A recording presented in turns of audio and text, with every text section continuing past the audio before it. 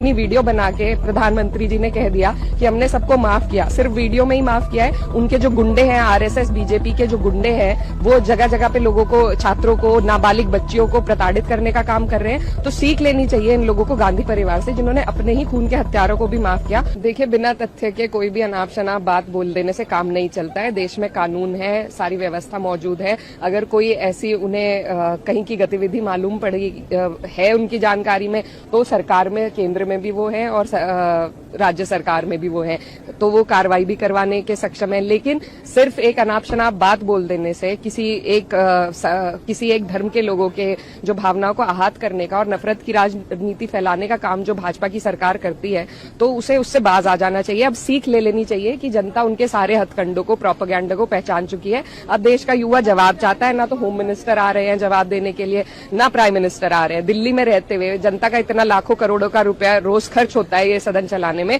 Video बना के Instagram पे वायरल करने में प्रधानमंत्री जी ज्यादा दिलचस्पी ले रहे हैं, ना कि सदन में आके अपनी जिम्मेदारियों को कबूल करके जनता जो सांसद है, जो विपक्ष है, उसकी बातों का जवाब देके एक संवाद स्थापित करने की जो उनकी जिम्मेदारी है, उससे बच रहे हैं। क्या आप लोग जी पार्लियामेंट में डेडलॉक की स्थिति बनी हुई है, आप लोग राम मंदिर पर डिस्कशन करना चाहते हैं, स्टूडेंट्स के साथ जो पुलिस कार्रवाई हुई उस पर डिस्कशन? देखिए, डेडलॉक की स्थिति बनाई है सरकार ने। जब एक बार सदन चला,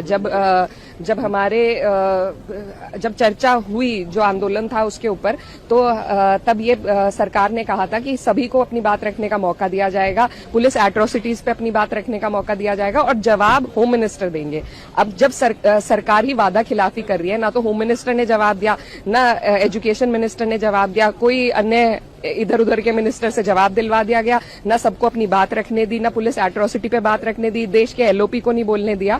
तो सदन तो सरकार नहीं चाहती है, सरकार डर गई है। सरकार को अपनी हैसियत, औकात पता देश के युवा ने दिखा दी है, तो ये डर रहे हैं। लेकिन जवाब तो इनसे हम मांगेंगे, हमारी जिम्मेदारी है, और जवाब देने के लिए सदन में आना पड़ेगा। देश के होम मिनिस्टर, प्राइम मिनिस्टर यहीं पे हैं सब दिल्ली में। सदन का पैसा भी खर्च हो रहा है, लेकिन इन लोगों को ना जनता के पैसे से कुछ लेना देना है, ना जनता के मुद्दे से। तो मैं सचेत करना चाहती हूँ सरकार को कि अगर यही हालात बने रहे और जिस तरीके से वादा खिलाफी कर रही है सरकार, न सिर्फ विपक्ष के लोगों के साथ, बल्कि जो देश का युवा है, जो छात्र है, उनके साथ। कहा गया था कि उनसे सारे मुकदमे वापस लिए जाएंगे, मुआवजे के पैसे दिए जाएंगे।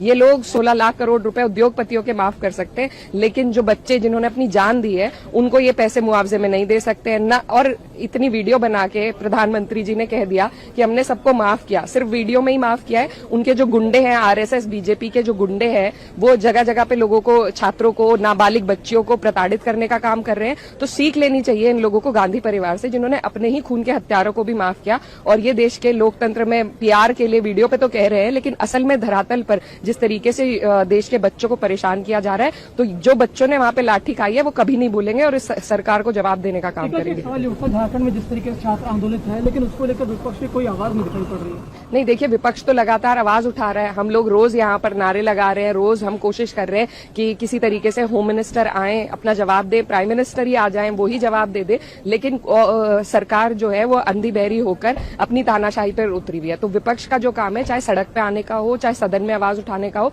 हम लोग लगातार